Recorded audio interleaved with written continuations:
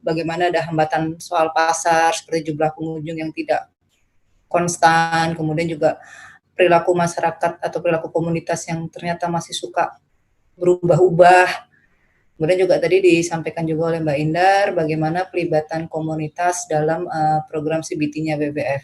Baik Mbak, nanti kita akan berdiskusi tentang program BPF ini dengan para peserta. Kalau saya lihat di sini jumlahnya sudah cukup banyak nih, 157 peserta. Ini dari berbagai macam ini ya, dari berbagai macam inilah, ada yang dari perguruan tinggi tadi saya lihat di kolom chatnya, ada juga yang dari perwakilan dinas dari seluruh Indonesia, terutama dari daerah-daerah yang memang wisatanya cukup berkembang dengan baik. Ada juga dari teman-teman penggiat wisata.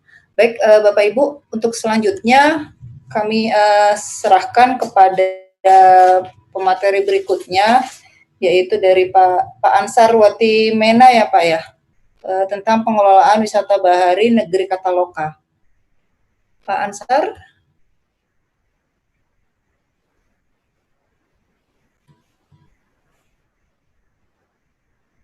Pak Ansar bisa ini, masih terkoneksi? Ya Bu. Ya. Mari Pak, saya persilakan Bapak untuk menyampaikan tentang bagaimana Bapak mengelola wisata bahari di negeri Kataloka ini Pak, di daerah Seram Timur ya Pak. Baik. Terima 15 kasih. menit ya Pak ya. Terima kasih Bu Moderator. Ya. Aude, selamat Bu Moderator dan seluruh peserta diskusi. Siapa Ansar? Apa kabar? Ini yang hormati. Assalamualaikum warahmatullahi wabarakatuh. Dan selamat sore.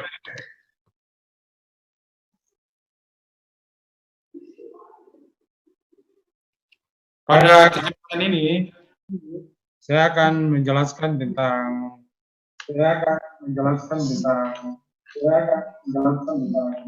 pengelolaan wisata bahari di negeri Kataloka, Kecamatan Pulau Gorong, Kabupaten Seram bagian timur.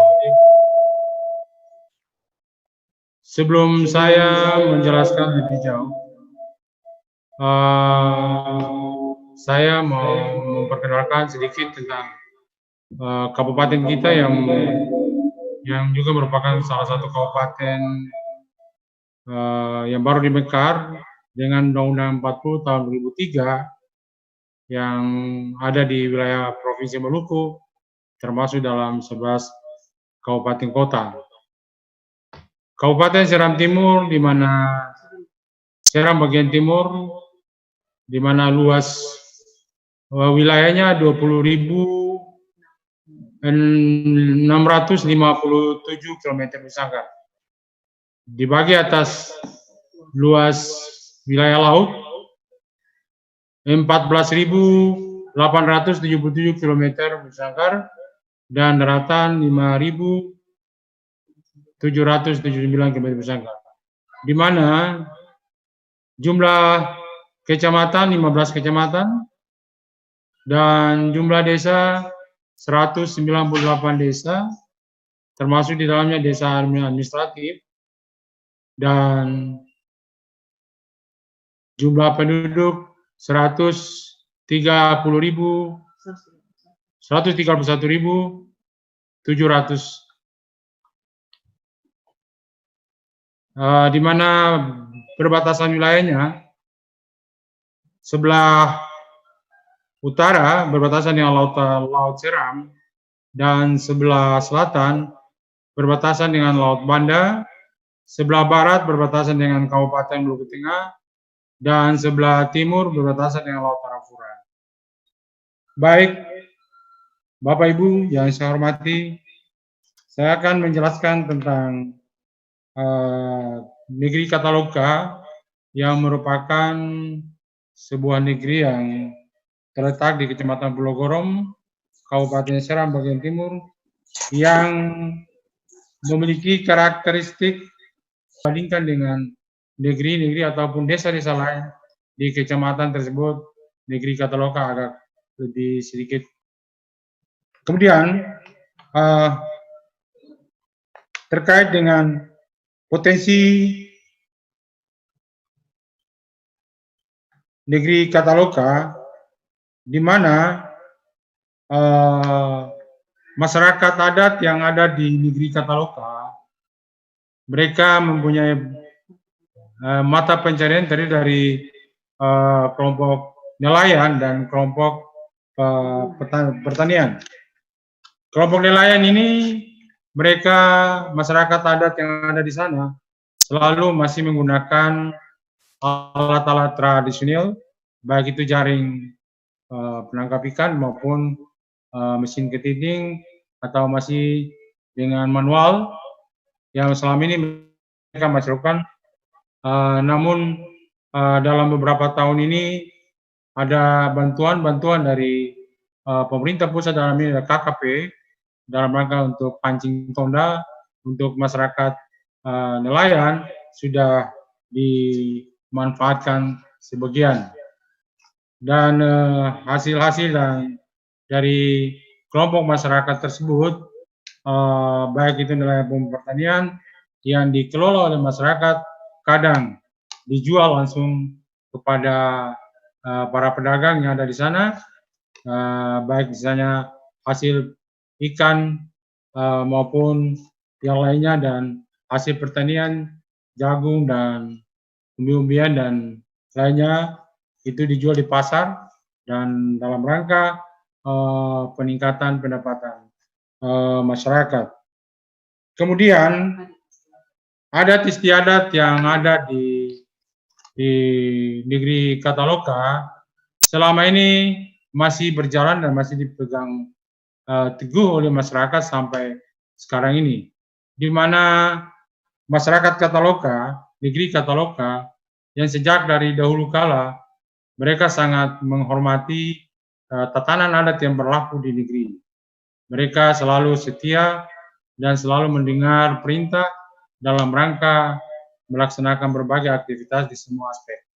Sehingga berbagai adat istiadat sampai pada tingkat menghargai, memberikan penghormatan kepada sang pimpinan, dalam ini seorang raja, masih tetap dilakukan oleh masyarakat.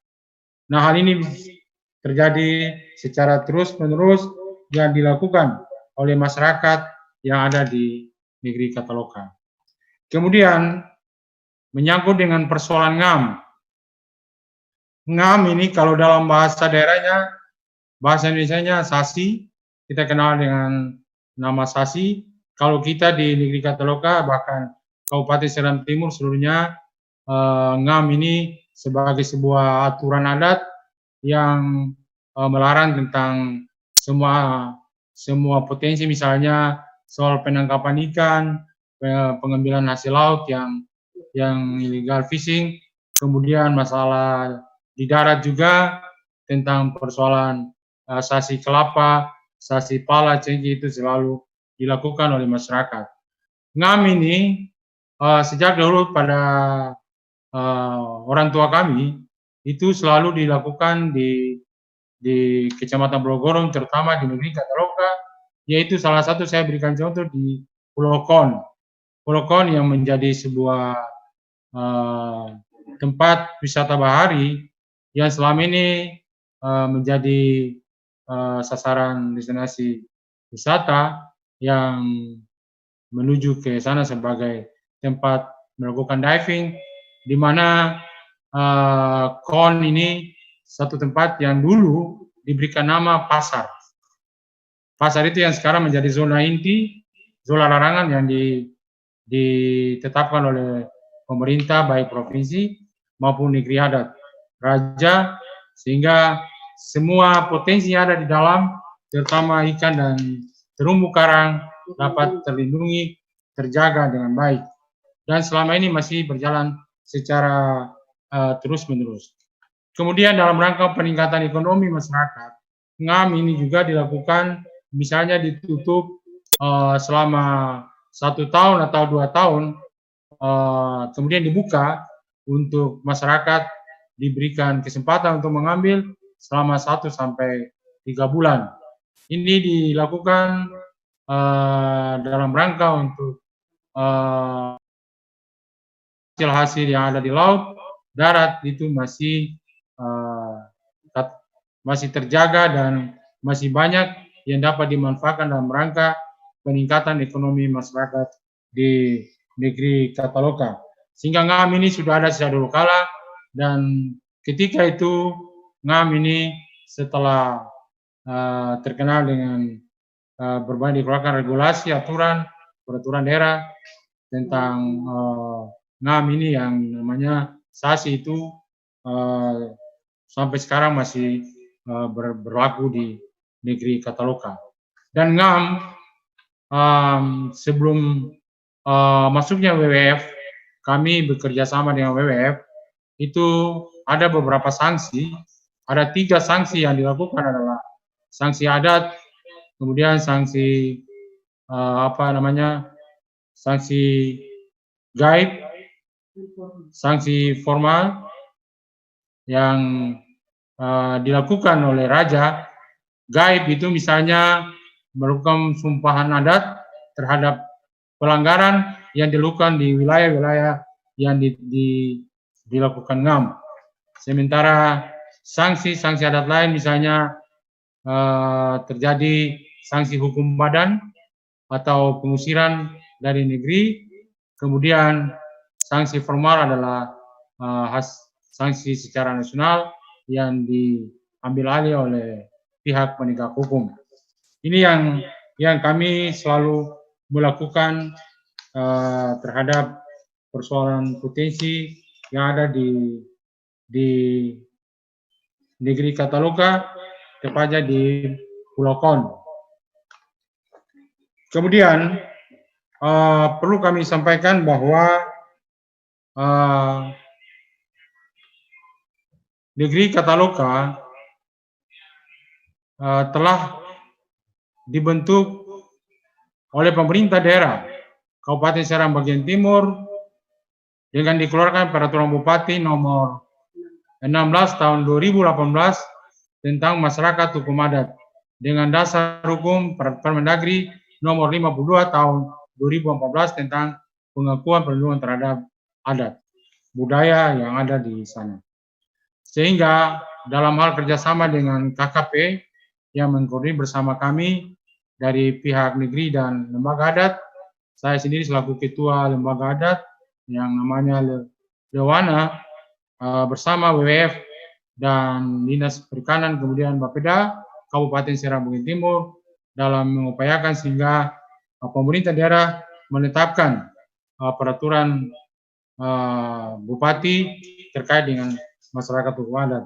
Sehingga yang tadi saya katakan bahwa kurang lebih 2 tahun pemerintah pusat dalam ini KKP sudah mempunyai atensi perhatian cukup luar biasa terhadap masyarakat hukum adat yang ada di sana, terutama masyarakat wisata bahari Desa Catalonia yang ada di Kecamatan Pulau Gorong, Kabupaten Serang bagian timur. Kemudian yang berikut terkait dengan persoalan sosialisasi masyarakat hukum adat.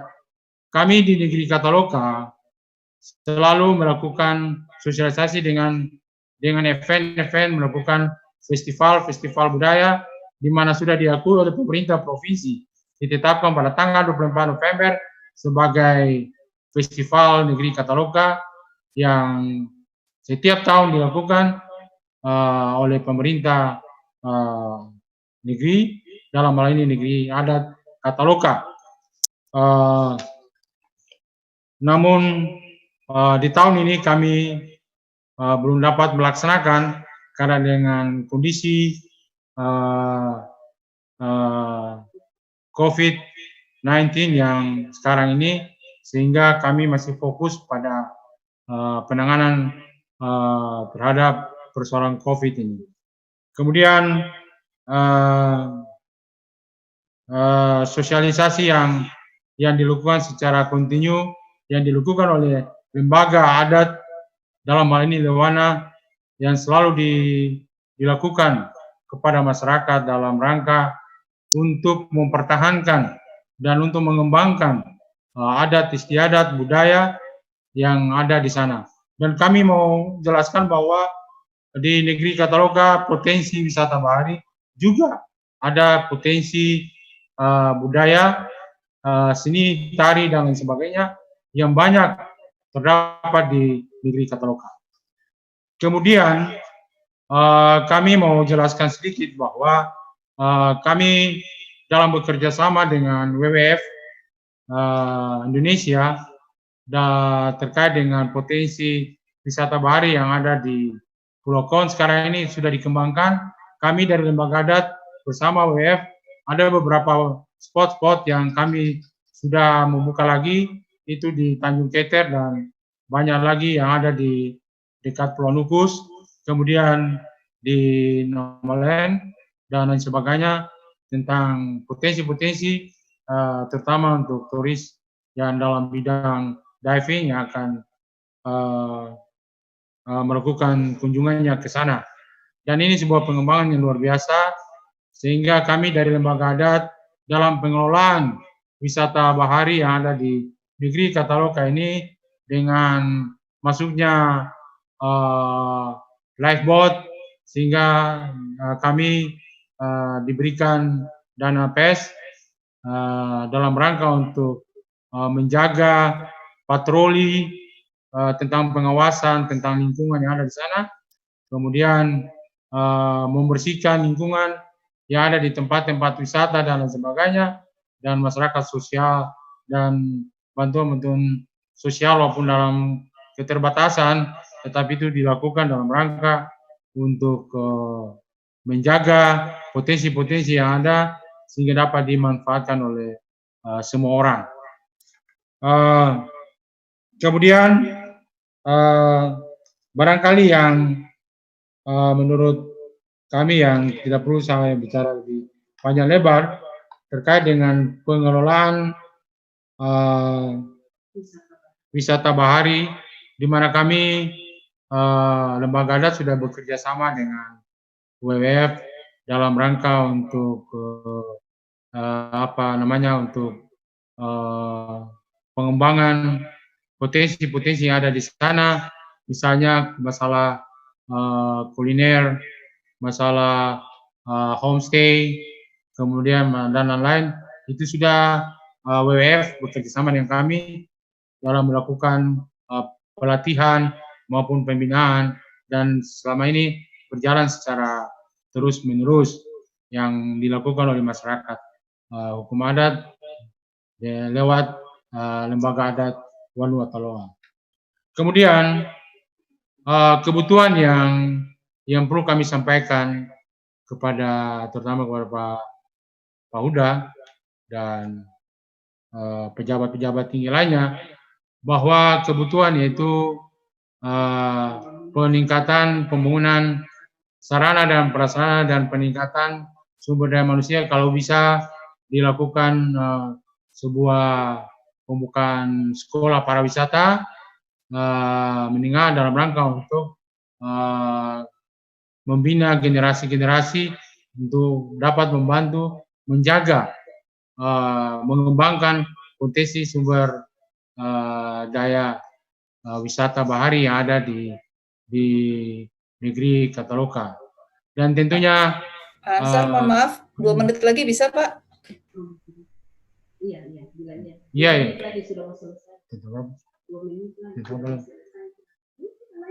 Oke, barangkali mungkin yang berikut yang terakhir adalah perlu dilakukan promosi tentang potensi-potensi wisata bahari yang ada di negeri Kataloga. Itulah yang kami sampaikan tentang peta dan lain sebagainya, itu ada pada slide yang kami sudah sampaikan itu, nanti bisa dapat dilihat, dan lebih kurang kami mohon maaf. Terima kasih. Assalamualaikum warahmatullahi wabarakatuh. Waalaikumsalam warahmatullahi wabarakatuh. Terima kasih Pak Ansar. Ya, tadi Bapak menyampaikan, saya pikir cukup unik nih Pak. Mungkin tidak semua wilayah desa di Indonesia mempunyai kearifan lokal seperti yang ada di Kataloga tadi Pak ya. Ada yang namanya ngam ya Pak ya. Ngam. ya kearifan lokal untuk melindungi ekosistem yang ada di sana, lingkungan. Terus juga tadi sudah disampaikan upaya-upaya apa saja yang sudah dilakukan untuk mengenalkan negeri Kataloka ini ke masyarakat yang lebih luas dan apa yang Bapak atau negeri Kataloka ini masih butuhkan untuk pengembangan ke depannya. Terima kasih Pak Ansar. Terima kasih, Bu.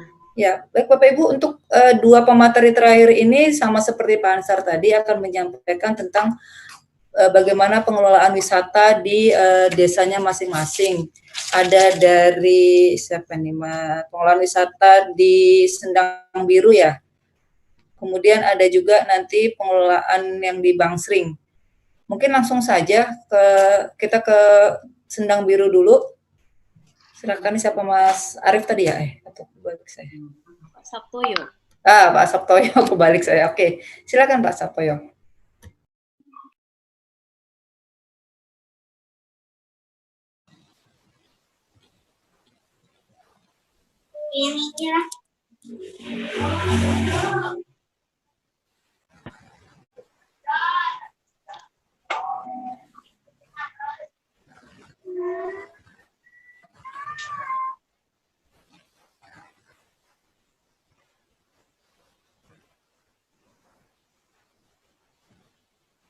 Pak Sabtoyo.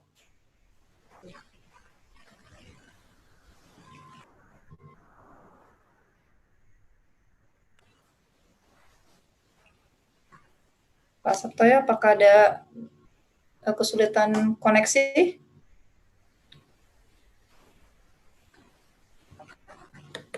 Masih terhubung dengan Pak Sabtoyo nggak ya?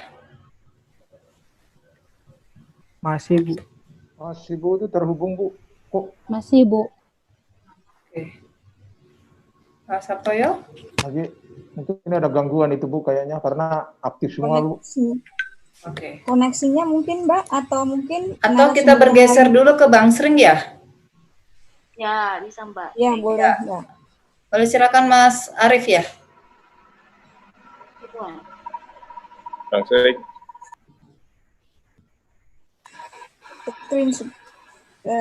Share screen-nya di close dulu, Mbak Indri, ganti. Pak Sabtoyo udah ready, Pak? Ya, coba. Nggak usah. Halo. Oh, udah, Ya. Oke. Pak Sabtoyo udah siap kok. Tadi soalnya menghilang, Pak. Ya. Lanjut saya ya. Silakan Pak Sabtoyo. Ya. Ya. Bisa diterima? Bisa, Pak. Ya, Pak. Ya. Suaranya jelas, Ya. Pak. Dilanjut? Ya. Jelas ya? Lanjut. Oke. Selamat sore untuk semuanya. Saya perkenalkan dulu, saya Sabtoyo dari Sendang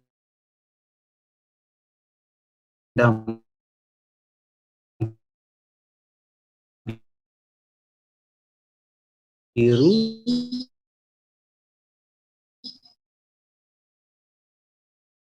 Desa Tambarrejo, Kecamatan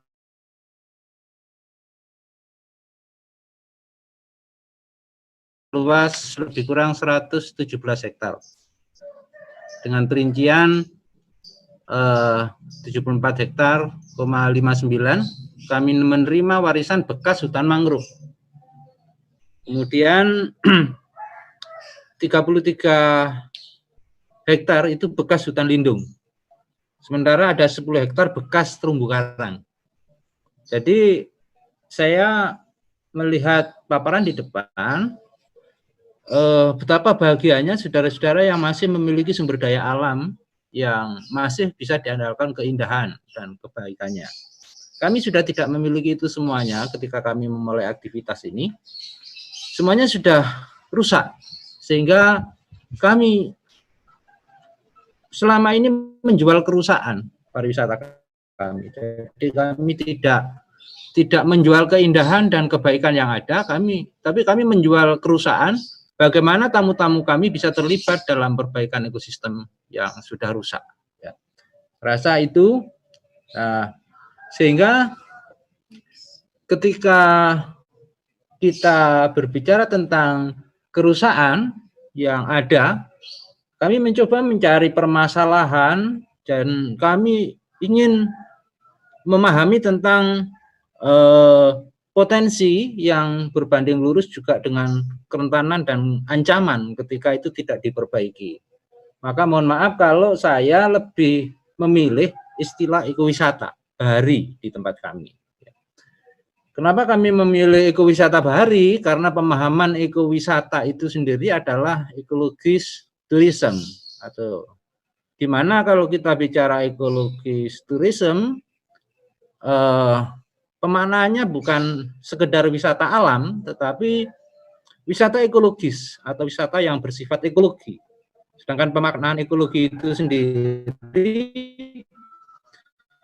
dari teori yang kami pelajari, ini ilmu dari Pak Ari Suhendi, Indekon, dan Mas Agus Wiono Ejep ya. Saya belajar dari beliau. Itu ekologi itu adalah ilmu tentang hubungan timbal balik antara makhluk hidup dan ekosistemnya atau alam yang ada di sekitarnya.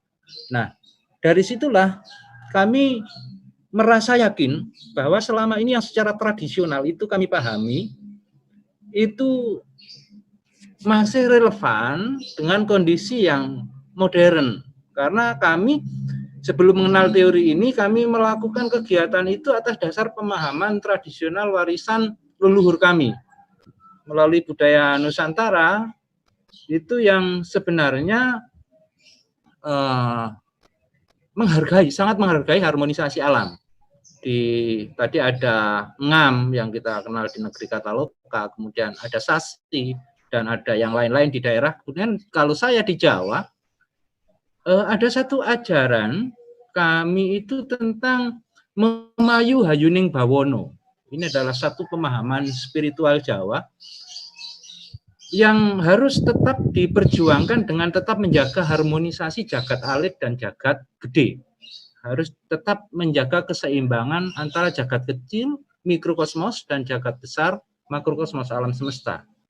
Nah, ini karena ada satu kesatuan anasir yang ada di dalamnya antara diri manusia, diri kita semuanya, makhluk, dengan alam semesta ini, maka sebenarnya tidak ada alasan ketika kita melihat alam yang rusak untuk tidak memperbaikinya. Nah, disitulah kita menjaga harmonisasi. Ketika alam ini rusak, sebenarnya kita sedang merusak diri kita sendiri. Nah, pemahaman ini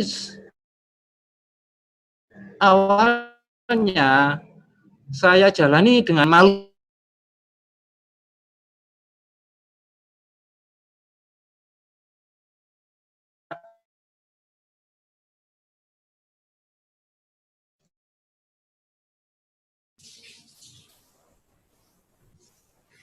Pak Sabtoyo terputus ya? Pemahamanku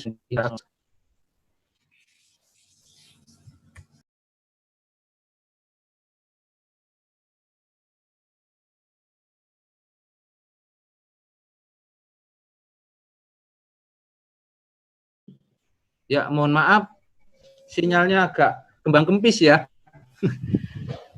Sehingga ketika kita bicara ekowisata, pemahaman alur berpikirnya itu adalah di situ ada 4 hal besar yang harus diperhatikan. Yang pertama, adanya satu kegiatan konservasi alam. Yang kedua, adanya pemberdayaan masyarakat lokal, baik dari sisi sosial budaya maupun ekonominya. Yang ketiga, itu harus ada edukasi sebagai alat untuk meningkatkan kesadaran dan menambah ilmu pengetahuan. Yang keempat adalah soal bisnis pariwisata itu sendiri.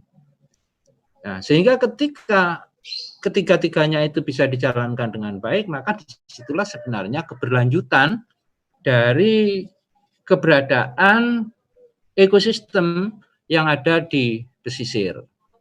Jadi berlanjut ekosistemnya semakin baik, terus kemudian berlanjut sosial budayanya, berlanjut SDM-nya semakin baik, pasti ekonominya, bisnisnya akan berlanjut semakin baik, dan tamunya juga berlanjut, tamunya akan datang secara terus-menerus dan kontinu. Nah, di sini perlu adanya satu pembelajaran secara terus-menerus. Kami belajar sama banyak pihak ya di sini yang tidak akan pernah berhenti karena dinamika pariwisata itu sangat dinamis sekali.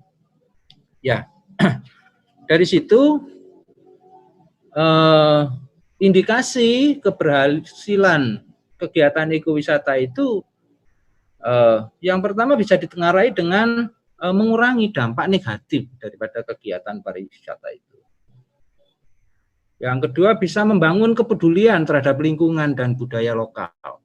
Baik itu masyarakat pelakunya sendiri berani memulai dan harapannya tamunya bisa terlibat di situ. Yang ketiga membangun pengalaman yang positif bagi wisatawan dan pengunjung serta tuan rumah. Jadi ada satu hubungan antara atau niat bersama antara pelaku dan tamu ini untuk benar-benar berkontribusi terhadap perbaikan sosial lingkungan yang ada di destinasi yang dikunjungi. Kemudian dari hasil kegiatan tersebut secara finansial harus ada anggaran khusus yang memang dialokasikan untuk kegiatan konservasi. Ya. Kemudian juga harus ada anggaran khusus yang memang digunakan untuk pelatihan bagi masyarakat lokal. Ini yang kami lakukan. Kemudian bagaimana kita bersama tamu bisa mengedukasi tamu itu untuk punya rasa ada sensitivitas terhadap keberadaan baik itu kegiatan kondisi politik, kondisi lingkungan, kondisi sosial yang terjadi di tempat-tempat yang dikunjungi. Nah, ini semuanya memang target pembangunan kami itu adalah di sumber daya manusianya, jadi di capacity building-nya. Karena apa? Karena kami merasa bahwa kami tidak mempunyai sumber daya alam yang bagus. Sehingga untuk menjual kerusakan ini dibutuhkan proses belajar secara terus-menerus untuk melibatkan tamu dalam kegiatan perbaikan ekosistem yang ada. Sehingga proses perjalanan kami cukup panjang ya, dari 2005 sampai 2011 itu kami melakukan rehabilitasi lingkungan itu secara gotong royong.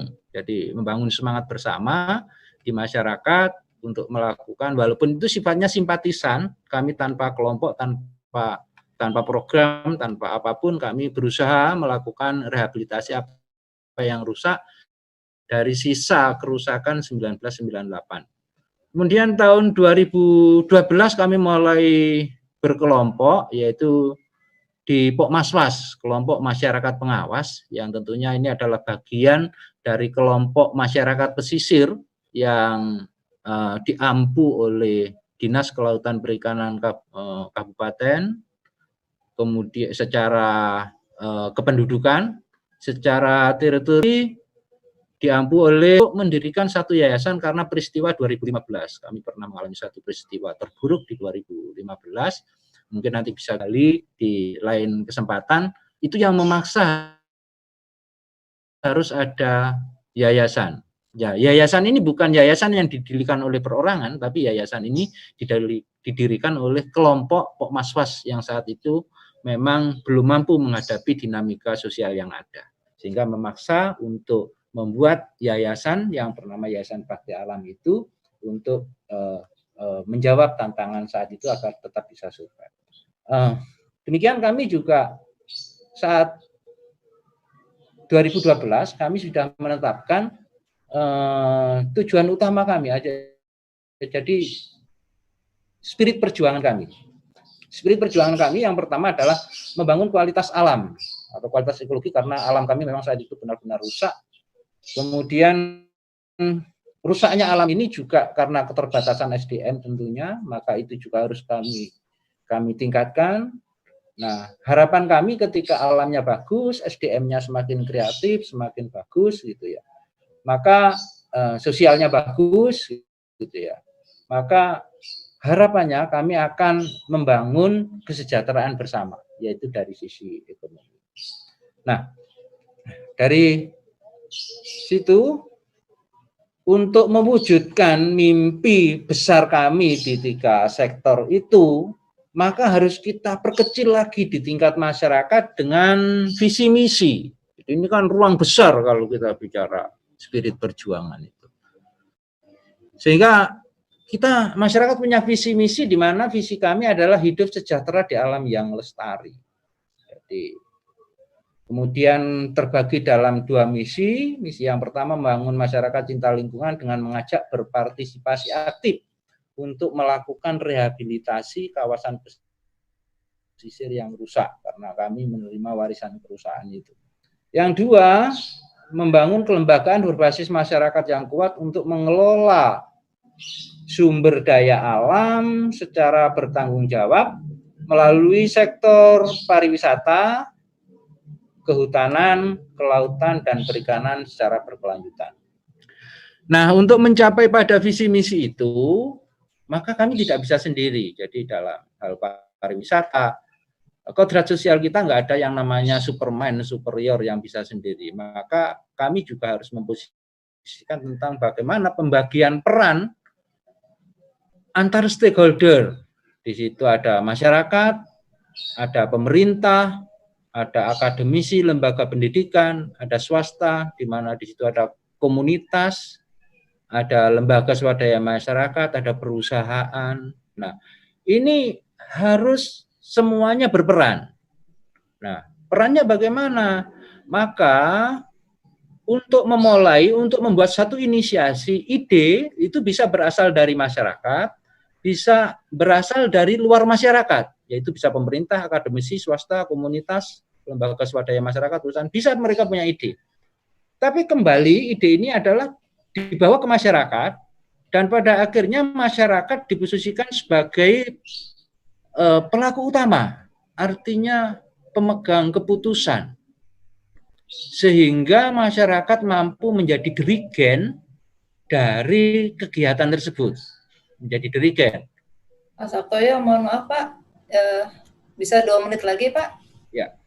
Kemudian dari situ ketika masyarakat lokal menjadi dirigen, maka dibutuhkan penguatan kelembagaan. Nah, penguatan kelembagaan minimal standarnya adalah adanya manajemen kawasan, adanya manajemen tamu karena berbicara dengan pariwisata, kemudian adanya manajemen organisasi dan keuangan. Nah, dari situlah ketika lembaga sudah memiliki itu, maka akan muncul yang namanya manajemen kawasan. Manajemen kawasan. Jadi manajemen kawasan diantaranya di situ ada rencana zonasi, kemudian mana yang boleh dan mana yang tidak boleh, kemudian ada daya dukung, baik daya dukung alam, personil maupun SDM, juga ada rencana atraksi. Kemudian manajemen tamu itu minimal ada alur perjalanan tamu, kemudian ada SOP, ada kode etik tamu, mana yang boleh dan mana yang tidak boleh. Sehingga seperti di tempat kami, kawasan CMC 3 warna itu yang di pantai 3 warna itu hanya bisa bicara daya dukung hanya bisa 100 orang di dalam dan maksimal selama 2 jam. Jadi tamu itu dijami. Terus kemudian tamu harus reservasi. Ada carrying capacity, ada apa itu daya dukung kawasan, kuota, sehingga tamu tidak berjubel-jubel. Terus kemudian ada proses checklist barang bawaan baik masuk maupun keluar. Nah, kalau keluar barang yang masuk berpotensi sampah itu keluarnya berbeda, maka ada dua hal yang diterapkan. Yang pertama, sampahnya yang hilang nggak ketemu, maka mereka harus membawa sampah pengganti, sampah non organik yang ada di dalam sampah bawaan laut. Nah, kalau tidak melakukan itu, maka punishment-nya tamu harus membayar 100.000 per item sampah yang hilang. Ini adalah satu ketetapan yang kami pertegas di kawasan kami dengan salah satu contoh SOP untuk proteksi. Bagaimana orang diving, orang snorkeling dilarang pakai free dive. Ya, free dive ini juga bagian dari itu. Nah, saya rasa ada di beberapa di PPT ya, nanti bisa diperdalam di ruang diskusi ataupun di tempat yang lain. Nah, selanjutnya kemudian kami juga ada beberapa atraksi yang kami tawarkan ya dengan adanya tata tertib pengunjung. Di antaranya atraksi-atraksi seperti di atas itu ada pengamatan UKSP, yaitu salah satu biota mangrove. Kemudian ada lagi lanjut ya jemparingan, ya ini sarana mengolah rasa, ya lanjut. Terus kemudian ya ada penanaman mangrove, ini tamu-tamu dilibatkan dalam rehabilitasi dan adopsi pohon. Lanjut ya ada outbound, kemudian terus puter ya surfing. Masih banyak Pak Sabto.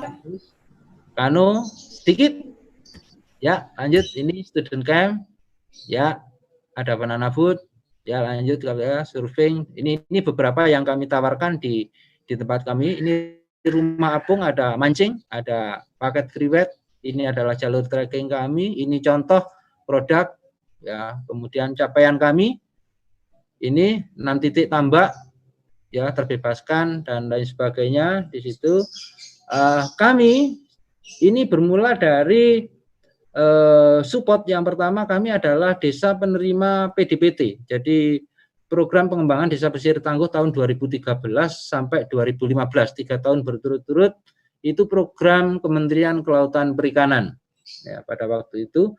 Kemudian dari situ 2017 kami menerima bantuan dari KKP itu sebagai stimulan beberapa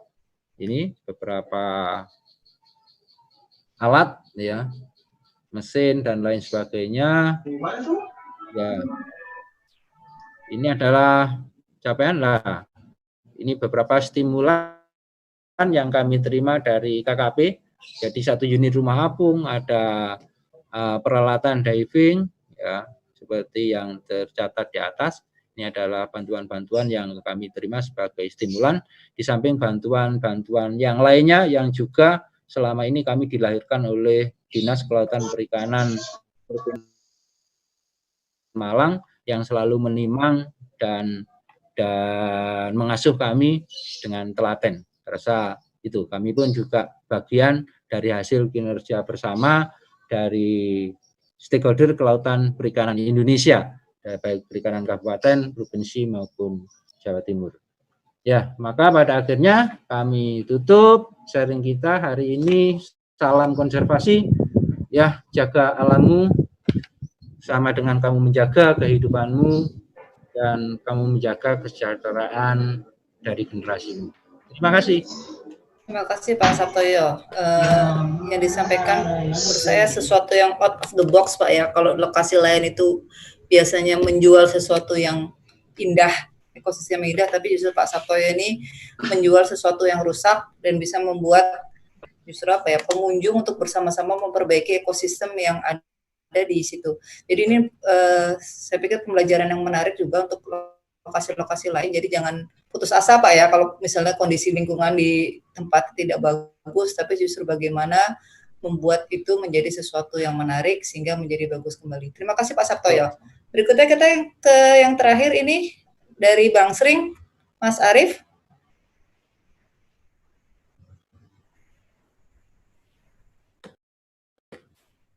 Sudah siap Mas Arief?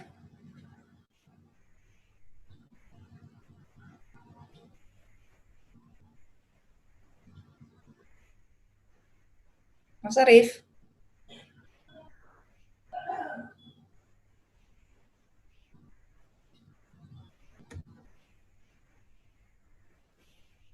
Coba mungkin host bisa dicek apakah Mas Arief masih on? Masih Ibu. Oh masih? Masih on, Bu. Tapi kayaknya gangguan ya mungkin internet. Dikontak aja. Atau ada pemain cadangan untuk yang Suaranya- Bang Sering? Mas Arif, suaranya nggak masuk, Mas Arif. Ada ini ya, gangguan ini kayaknya, koneksi ya. Halo, Mas Arif. Mana Pak Haji? Speakernya.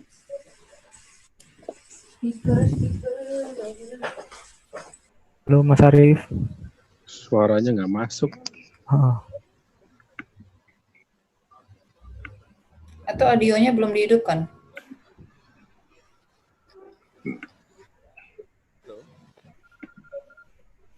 Halo, iya.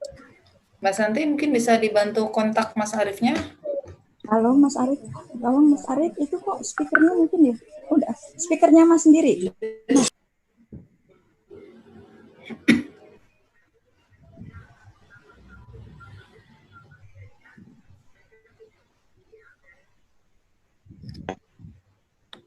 Halo, ya, Mas Arif.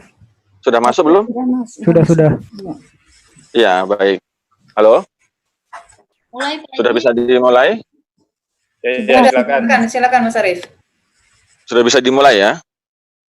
Ya, silakan 15 menit ya Mas. Ya, baik. Assalamualaikum warahmatullahi wabarakatuh.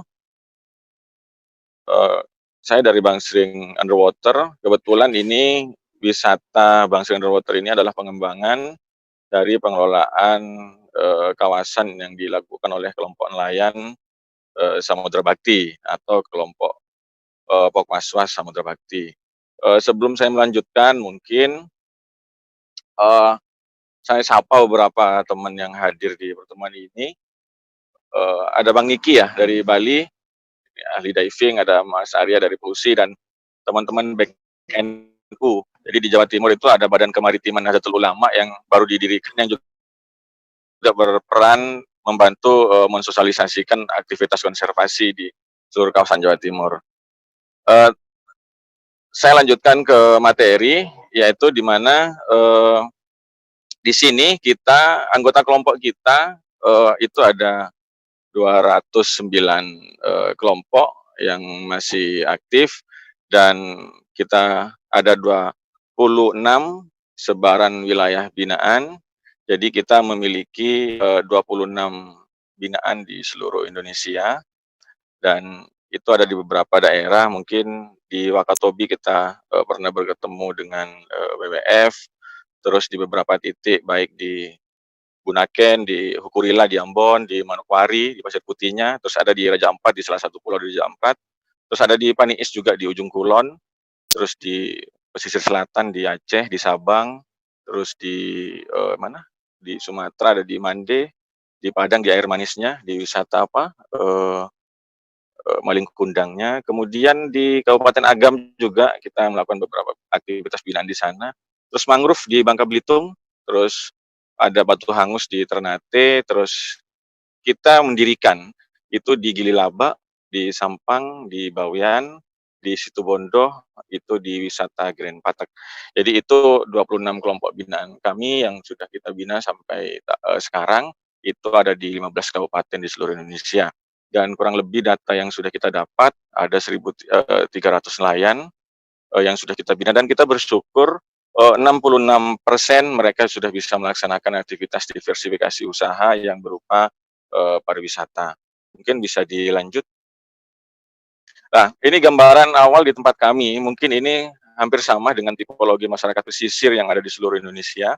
Yang pertama, di tempat kami itu dulunya adalah mayoritas pelaku illegal fishing, dan ini sudah dilakukan sejak 3 generasi yang lalu, kurang lebih tahun 60-an. Kemudian adanya kondisi terumbu karang rusak parah, kita ambil data bersama Pelangi Indonesia Jakarta ya, sama Pilang Bali, itu data tahun 2008 saat awal kita berdiri, itu kerusakan terumbu karang sudah di atas 80%, jadi yang hidup hanya tinggal 18%. Kemudian yang mungkin sama dengan daerah lain, yaitu kawasan di tempat kami kumuh dan tentunya keras kalau berbicara, kalau bersikap dan yang lainnya. Kemudian yang selanjutnya, akibat itu semua pendapatan nelayan di tempat kami terus menurun. Bahkan kita ambil data pada waktu itu mayoritas di bawah 50.000 setiap harinya. Mungkin bisa dilanjut. Nah, ini gambaran sekarang, pola tangkap di tempat kami sudah ramah lingkungan, sudah tidak ada bom, potas, dan yang lainnya, sudah menggunakan jaring, kemudian terumbu karangnya sudah semakin bagus. Data yang kita ambil per 2013 kemarin itu sudah 70% tutupan terumbu karang, dari awalnya hanya 18 menjadi 70%, dan sekarang kita bersyukur di pantai kami, di tempat kami, di desa kami, kawasan pesisirnya sudah bersih dan masyarakatnya sudah ramah. Jadi tidak ada yang ngomongnya keras, bersikap ini dan yang lainnya. Kemudian pendapatan nelayan di tempat kami sudah meningkat, jadi kami bersyukur kalau di beberapa titik masyarakat nelayan masih identik dengan kemiskinan, kami bersyukur di tempat kami sudah rata-rata sudah sejahtera semua. Bisa dilanjut. Lah, sekarang kita berbicara kepada wisata berbasis desa ya. Jadi kami mohon maaf di sini, tidak begitu detail karena memang, diminta oleh, Bu Santi untuk 15 menit saja, sehingga visi misi dan yang lainnya itu tidak kami, cantumkan. Nah, berbicara wisata berbasis desa, maka ini yang sudah kita lakukan di tempat kami sejak tahun 2014, nanti tahapannya ada setelah ini, di mana di tempat kami, mengedepankan peran serta masyarakat pesisir atau anggota kelompok nelayan dalam proses pengembangan dan maupun dalam proses pengelolaan pariwisata. Monggo bisa dilanjut. Nah, ini salah satu hubungan eh, keterlibatan struktur kehidupan masyarakat di mana seluruh atraksi, akomodasi dan fasilitas pendukung itu dilakukan semua oleh masyarakat lokal atau masyarakat pesisir atau nelayan, di mana beberapa atraksinya baik sebagai guide, pemandu diving, snorkeling, driver di speedboat dan yang lainnya ataupun banana boat, operatornya semua itu adalah nelayan-nelayan yang dulunya berusaha. Termasuk juga akomodasi, angkutan, penginapan, dan yang lainnya itu juga kelompok anggota nelayan yang kita latih bagaimana supaya bisa siap, termasuk juga fasilitas pendukung seperti tempat parkir, kamar mandi, maupun warung dan yang lainnya itu juga kita prioritaskan kepada kelompok nelayan. Bisa dilanjut? Nah, yang kita lakukan pertama adalah online to offline. Jadi nelayan yang biasanya identik dengan offline pada tahun 2008 ya, itu kita ajak untuk mulai online, walaupun awalnya mereka menggunakan untuk hal-hal yang sedikit parno atau negatif, tetapi setelah 1 tahun, 2 tahun kita edukasi dan yang lainnya, mereka sudah memanfaatkan itu untuk promosi kegiatan konservasi kami, promosi kegiatan edukasi maupun promosi pariwisata. Bisa dilanjut? Nah, ini sejarah Bangsa Underwater. Kita mulai tahun 2008 dengan terbentuknya kelompok nelayan Samudra Bakti, di mana awal yang kita lakukan adalah perubahan mindset seperti yang saya jelaskan tadi, dari pelaku ilegal, dari penjahat, perusak, menjadi ramah lingkungan. Kemudian kita membentuk kelompok nelayan yang bernama Samudra Bakti itu lah pada awal tahun 2009 ini kita melakukan aktivitas konservasi. Nah, aktivitas konservasi yang kita lakukan pertama adalah membentuk kawasan lindung secara swadaya, yang mana mungkin di dunia kelautan lebih terkenal dengan istilah MPA, Marine Protected Area. Itu sudah kita buat tahun 2008, namun SK pendirian dari desa pada waktu itu di Perdes. Kenapa Perdes? Karena kita tidak memiliki adat ya, karena kita bukan desa adat sehingga kita menggunakan dasa Perdes. Itu baru keluar tahun 2009, yaitu nomor 2 tahun 2009. Nah, kemudian kita itu sudah diatur di peraturan hampir sama juga dengan yang dilakukan oleh Bu Indri di WWF. Kita dalam merubah mindset nelayan ini tidak langsung kepada objek nelayan, tetapi bagaimana mengedukasi sekitar terlebih dahulu, seperti istri-istri nelayan. Bagaimana istri-istri nelayan ini kita kumpulkan, kita ajak untuk melakukan perubahan-perubahan. Dan itu juga kita lakukan kepada anak-anak nelayan.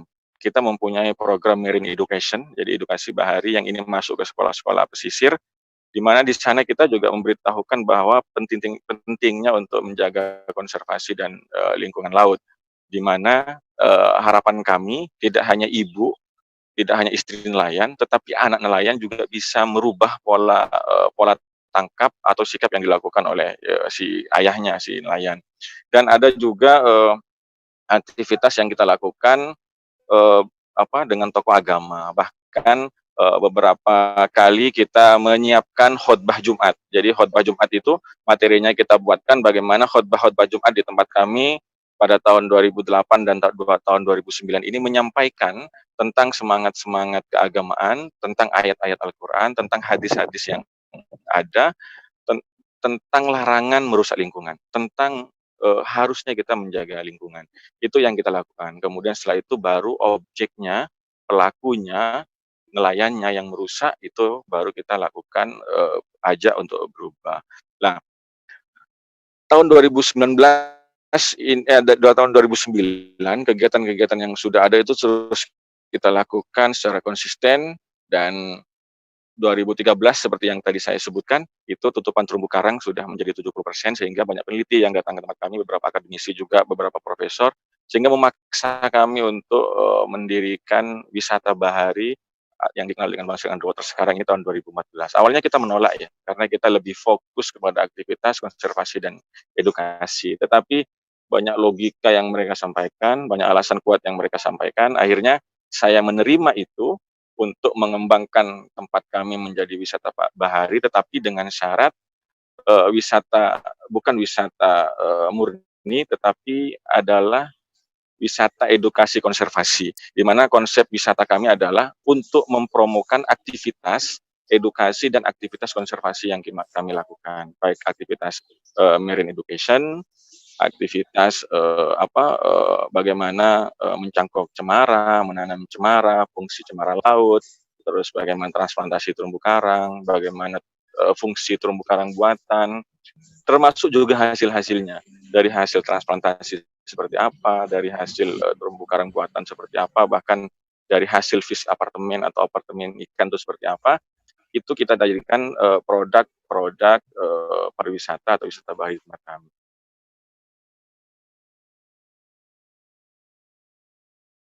Setelah tahun 2014 mungkin bisa lanjut, ini pengembangan, di mana ada pemeliharaan dan perbaikan, untuk detailnya setelah ini kami jelaskan. Kemudian pemasaran dan penjualan, kemudian pengembangan produk wisata, dan penguatan kelembagaan atau Pogdarwis. Artinya begini, kami melihat ada beberapa orang yang masih mempermasalahkan apakah kita berbaju Pogdarwis, apakah kita berbaju KUB, apakah kita berbaju Pokmaswas. Menurut saya, itu tidak perlu dipermasalahkan. Toh seandainya kami berbaju Pogdarwis, itu adalah tuntutan kelembagaan, di mana kita dalam hal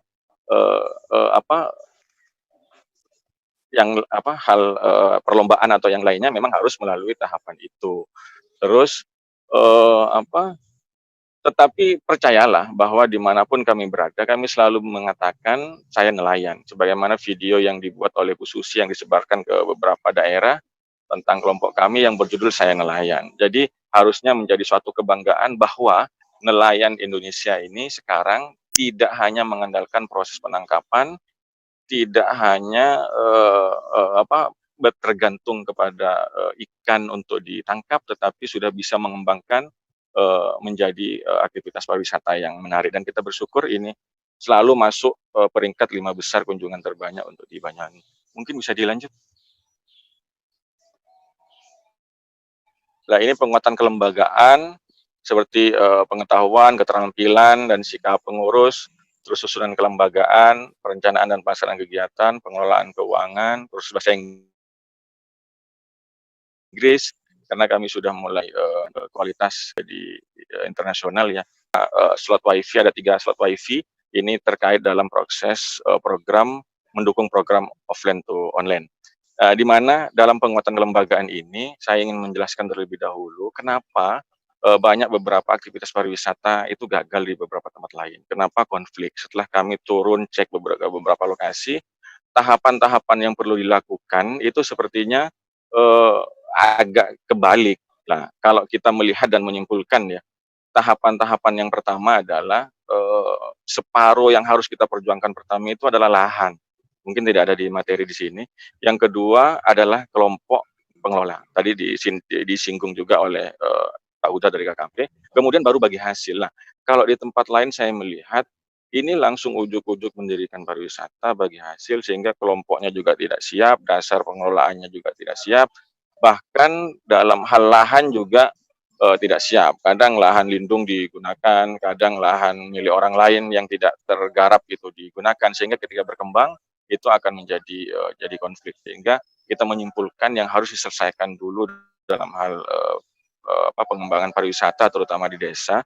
Yang pertama itu adalah lahan. Lahan diperjelas, apakah sistem sewa, ataukah milik sendiri, ataukah sistem bagi hasil atau yang lainnya. Kemudian setelah itu baru kita memikirkan siapa nih pengelolanya.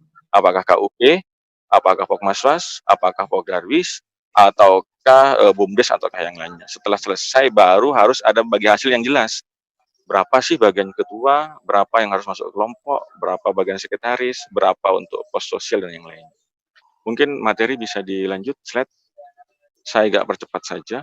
Nah, ini pengembangan produk pariwisata, pengembangan produk wisata. Kenapa harus pengembangan? Ini supaya Mbak Indri di WWF supaya wisata itu terus berjalan. Jadi kalau kita memetakan di Jawa ya, ada 2 musim pariwisata, yaitu musim akhir tahun dari Natal ke Tahun Baru dan musim Lebaran kalau di Jawa karena mayoritas Muslim. Nah, bagaimana supaya wisata-wisata itu terus berjalan, di setiap musim itu ada item baru yang kita ciptakan, ada atraksi baru yang kita jual, sehingga orang itu akan ingin kembali lagi. Oh, di Bangsering ada yang baru nih, jadi nanti Lebaran kita sana gitu. Nah, setelah akhir tahun kita buat item baru lagi, oh ada baru lagi nih gitu, ayo ke sana gitu. Nah, itu yang kita lakukan untuk menjaga bagaimana aktivitas pariwisata ini selalu dikunjungi oleh teman-teman wisatawan. Mungkin yang selanjutnya ini lebih mengarah ke Satoksona. Lah, ada pemasaran dan penjualan. Di mana di sini kita lebih ke ke aktivitas kepuasan pengunjung karena itu yang menjadi nilai jual pertama, bagaimana pengunjung bisa nge-share, bagaimana pengunjung bisa menceritakan kepada teman-temannya atau di medsosnya tentang kenyamanan-kenyamanan di tempat kami. Kemudian untuk pemasaran via online, media sosial dan pameran, ini sebenarnya tinggal pameran. Karena untuk pemasaran via online, media sosial ini sudah kita hentikan karena kita berbicara kapasitas dan kita juga berbicara untuk menjaga lahan konservasi yang masih ada. Tetapi untuk pameran-pameran tetap kita laksanakan, terutama pameran-pameran yang ada di luar negeri seperti di Malaysia, di Singapura, di Arab Saudi kemarin. Dan mungkin seandainya nggak ada pandemi ya harusnya tahun ini kita sudah di Dubai dan di Australia untuk pameran tempat kami. Kemudian yang bisa kita jual lagi adalah aktivitas kemudahan pembayaran bagi wisatawan. Bagaimana kita sudah mengembangkan e-ticketing di mana kita sudah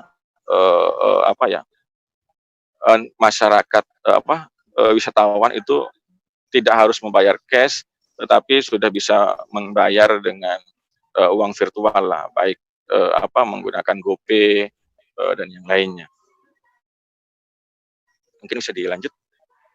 Lah, ini adalah pemeliharaan dan perbaikan yang sering kita lakukan, setiap harinya bersih-bersih, terus adanya konservasi kawasan yang selalu kita kembangkan, ada penambahan item minimal 2 tahun sekali, 2 kali dalam setahun, terus evaluasi pelayanan, perbaikan pelayanan. Ini beberapa aktivitas yang kita lakukan. Terus ada beberapa warung, ada beberapa UKM di tempat kami yang menggunakan lahan kami untuk berjualan. Itu tidak kita tarik sewa, tetapi bagaimana mereka bisa ikut bersih-bersih.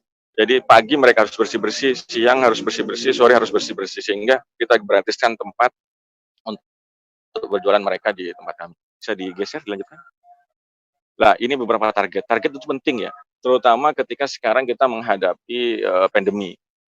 Hampir semua wisatawan tutup karena beberapa aturan dan perintah dan yang lainnya. Nah, ketika berbicara wisata itu saya bagi menjadi 3 mungkin ya. Yang pertama adalah tujuan profit, bagaimana kita mendapatkan keuntungan. Yang kedua mungkin karena hobi, sehingga kita membuat tempat kita menjadi destinasi wisata sesuai hobi kita.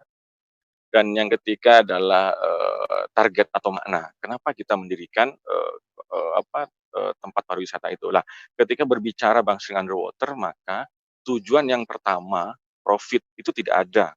tujuan yang kedua terkait masalah hobi itu juga tidak ada, tetapi makna yang ada yang menjadi tujuan kami sehingga kami bersedia mengembangkan tempat kami menjadi destinasi pariwisata, yaitu maknanya adalah bagaimana kita bisa mempromosikan aktivitas konservasi yang kita lakukan. Dengan pariwisata, seluruh pengunjung baik dari dalam maupun luar negeri tahu bahwa konservasi itu baik, bahwa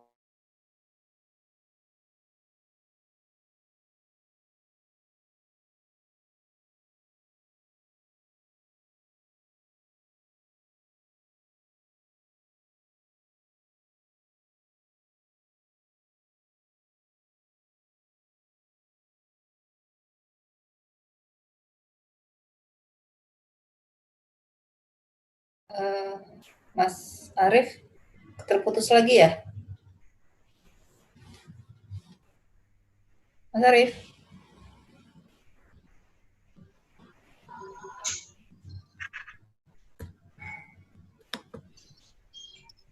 Mas Arief? Jaringannya terputus, Bu. Oke. Baik, kalau lihat dari sini sepertinya tidak, slide yang akan disampaikan oleh Mas Arief nggak terlalu banyak lagi ya, sekitar 3 atau 4 slide. Gimana? Mas Arief?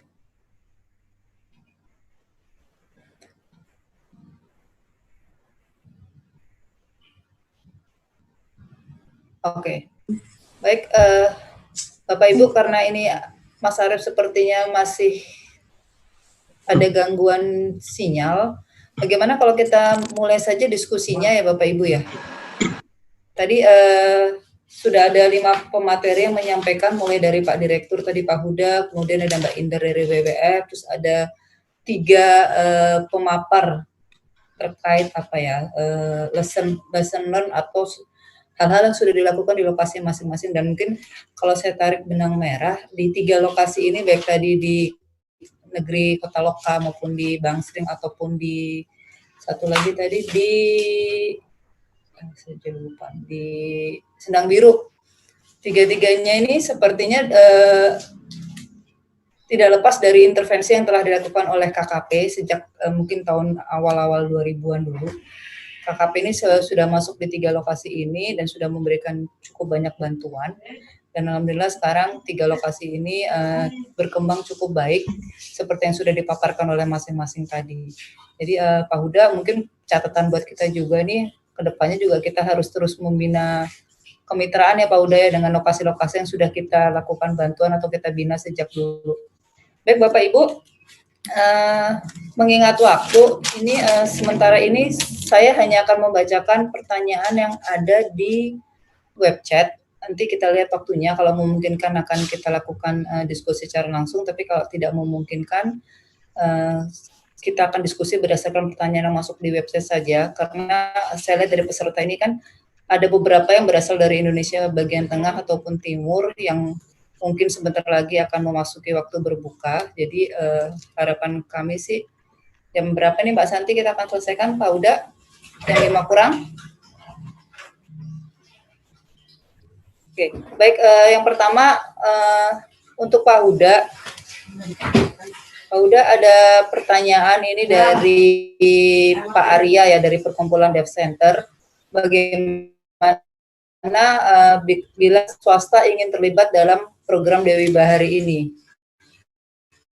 Mekanismenya seperti apa? Kemudian berapa masukan Pak Huda dari Pak Andi Rustandi dari Unsil Tasikmalaya untuk melibatkan perguruan tinggi dalam pendampingan desa binaan ini. Juga ada masukan juga dari Pak Renaldi Papilaya, bagaimana mengintegrasikan atau mensinkronkan program Dewi Bahari ini dengan Kemenparekraf supaya nggak terjadi tumpang tindih. Sore, assalamualaikum. Karena di Bu Frista. Ya. Frista. Sore Bu Frista. Sorry, maaf mengganggu. Saya barusan ingat baru bisa bergabung ini tadi juga kebetulan internetnya agak sedikit trouble Bu. Mohon maaf, mohon izin sebelumnya Bapak Ibu sekalian, Pak Direktur, kami kenalkan, nama saya Supomo dari Badan Promosi Pariwisata Kabupaten Sidoarjo Bu Frista. Jadi saya melihat dan menyimak sedikit terakhir tadi, memang kami ini berasal dari praktisi dan akademisi, Bu Rista. Jadi saya tertarik sekali dengan tema yang sekarang lagi didiskusikan ini.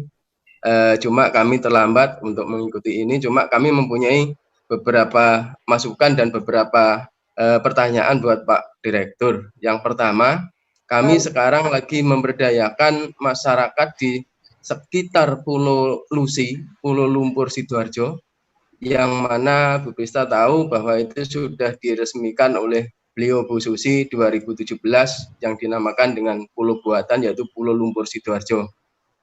Nah, di kawasan Pulau Lumpur Sidoarjo itu yang jaraknya dari daratan adalah kurang lebih 6,5 km dengan dijangkau oleh perahu sekitar 25 menit. Itu namanya kawasan Desa Telocor. Oke, baik Pak, mungkin pertanyaannya dipersingkat. Pertanyaannya sekarang ini di tempat itu sudah kami kembangkan dengan kami membentuk kelompok sadar wisata di Desa Telocor tersebut, dan sekarang setelah kami buka 2019 awal Januari sampai akhir 2019 ini sudah belum ada daya tarik yang banyak atau produk yang banyak, tapi sudah mendatangkan wisatawan domestik kurang lebih hampir 100.000, sudah 98.000 sekian. Dengan pemasukan hanya karcis naik kereta, naik perahu air saja kurang lebih 434 juta sekian.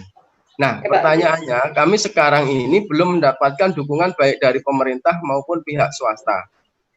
Oke, sehingga gini Pak, mohon maaf Pak. Pertanyaan kami, Bu Rista. Ya, bisa ditulis di chat Pak, karena ini tadi kesepakatan kita. Baik, mohon izin, mohon maaf. Satu, pertanyaan kami, mohon kami mungkin barangkali ada solusi. Kami untuk mengembangkan, kami ada kendala. Kami sudah dibantu KKP banyak, termasuk dermaganya Apung sudah beroperasi, sudah luar biasa. Cuma ada satu kawasan di situ ada yang namanya sepadan sungai. Ditulis. Pak, sambil ini Pak, mohon ditulis dulu di chat Pak, sambil saya bacakan pertanyaan untuk lainnya. Baik, siap. Siap. Maaf ya Pak ya. Aja kok, Bu. Baik, siap. Mohon maaf. Makasih. Monggo silakan dilanjut. Ya, kembali ke Pak Huda tadi Pak, ada pertanyaan tadi bagaimana cara bila swasta ingin terlibat, mekanismenya. Terus kemudian tadi ada masukan tadi Pak untuk melibatkan perguruan tinggi dalam pendampingan desa binaan, dan juga masukan dari Kemenparekraf untuk supaya disinkronisasi terutama dengan program digital tourism dan homestay yang ada di Kemenparekraf. Sama tadi ada juga pertanyaan untuk Pak Huda dari Pak Agus Yono. Kalau dari pemaparan Pak Huda tadi kan ada kecenderungan Dewi Bahari itu lebih kepada aspek fisik, Pak. Nah, bagaimana untuk aspek non fisiknya, terutama dalam pembinaan terhadap masyarakat dan segala macamnya.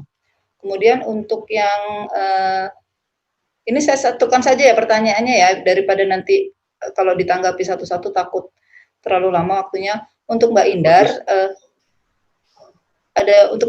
ada dari Pak Agus Yono juga Pak, Mbak, dalam pengembangan CBT itu yang menjadi kunci penting adalah lembaga pengelolanya. Mungkin Mbak Indar bisa sharing bagaimana konsep pengembangan community development atau community organizing yang dikembangkan oleh WWF selama ini. Kemudian untuk Pak Ansar, ada pertanyaan Pak dari Pak Agus Widayanto dari KKP. Setahu beliau ini kan Bapak melakukan penutupan terhadap 2.800 hektar kawasan ya atau lautnya untuk melindungi ekosistem. Nah, kemudian bagaimana cara Bapak mengatur penutupan wilayah ini, kemudian bagaimana supaya nelayan ini tetap tetap bisa eksis lah, tetap bisa hidup selama proses penutupan ini. Kemudian untuk tadi yang untuk Bang Sring ya, yang terakhir tadi ada dari Pak Emeraldo, beliau menanyakan kenapa untuk tahap ini, tapi Mas Arifnya masih nggak ini ya, masih belum kok. Mas Arif udah bisa ini? Karena ada pertanyaan ini, kenapa di tahap awal yang dikerjakan oleh Mas Arif dan kawan-kawannya adalah merubah mindset-nya gitu loh. Apa yang menjadi pertimbangan kenapa yang harus dikerjakan di tahap awal adalah seperti itu. Kemudian untuk yang sebentar, yang untuk satu lagi yang Pak Sartoyo ya, sebentar Pak, kalau saya masih mengidentifikasi pertanyaan si Pak Sartoyo. Mungkin itu dulu sementara. Pak Huda, Mbak Indar, Mas Arief, Pak Ansar, mungkin saya persilakan untuk menjawab atau menanggapi. Terkait dengan bagaimana, tadi ada pertanyaan terkait dengan bagaimana swasta, silakan aja terlibat. Jadi tapi memang fokus Dewi Bahari ini adalah terkait dengan pengembangan masyarakat desa. Jadi kalau swasta terlibat, memang nanti kita berharap kolaborasinya dengan kelompok masyarakat. Gitu. Yang lain bisa di-mute, kelompok masyarakat, sehingga apa ya, ada tadi seperti yang diceritakan oleh Pak Arif tadi yang dari Bangsering. Setahu saya Bangsering itu kita yang memulai, dari KKP yang memulai, tapi ini sebenarnya besar gitu. Moga-moga Pak Arif nggak lupa pada KKP gitu ya. Seperti Pak Sabtono selalu ingat KKP mengintervensi Sendang Biru ya, Pak Sabtono Celungkup itu yang memulai KKP, sehingga ketika berhasil pun masih membawa nama KKP kan itu.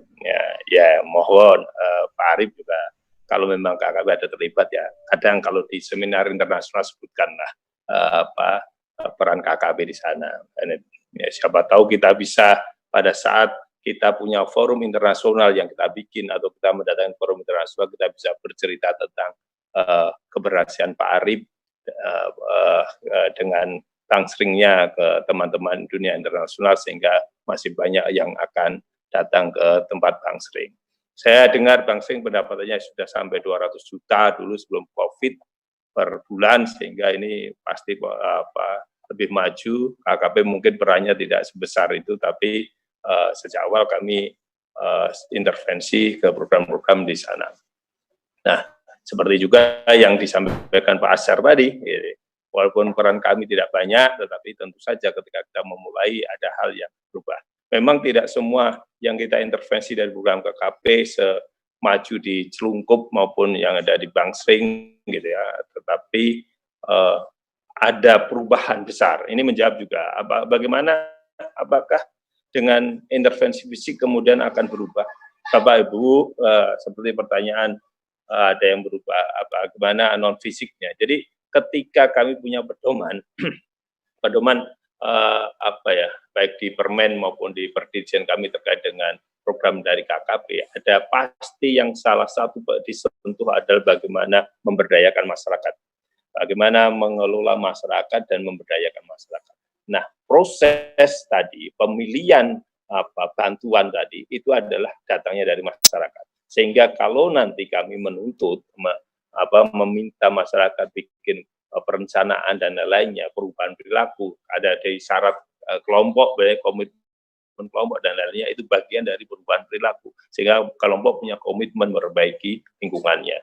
Nah, seperti yang diceritakan oleh Pak Sabtono tadi, di Celungkup itu berubah, masyarakatnya yang berubah, di Bangsering itu masyarakat yang berubah, di yang diceritakan Pak Asyar di Seram bagian timur, masyarakatnya berubah, sehingga investasi kami, investasi KKP, tapi sebenarnya bantuan lah istilahnya. Jadi bantuan KKP tadi, itulah yang sebenarnya menjadikan masyarakat terdorong karena ada nilai tambah ekonominya. Memang perlahan, memang tidak bisa langsung ketika ada bantuan berubah, tetapi karena ada nilai lebih, itu kita meminta masyarakat untuk bantu berubah dengan ada beberapa hal yang memang harus tetap kita intervensi di sana gitu. Jadi ini penting. Jadi kami berharap perubahan perilaku tadi itu kita bentuk dari proses perencanaan. Jadi masyarakat sejak awal terlibat, dia maunya apa terkait dengan desanya gitu, untuk dikembangkan. Ada alternatif mata pencarian melalui wisata bahari dengan jasa kelautan. Nah, Bangsering adalah contoh paling bagus, soalnya dari segi pendapatan. Gitu. Nah, sehingga kalau kemudian bisa semua menikmati, termasuk tadi Pak Arif tadi membebaskan masyarakat desanya untuk ikut berdagang, tapi konsekuensinya hanya membersihkan sampah dan lainnya, itu sangat bagus kan, dan itu bisa ditiru tempat-tempat lain. duplikasi di tempat-tempat lain. Jadi bahkan Pak Arief bahkan sudah membina di 21 kabupaten kota lagi dan dipanggil untuk bercerita tentang Bangsering.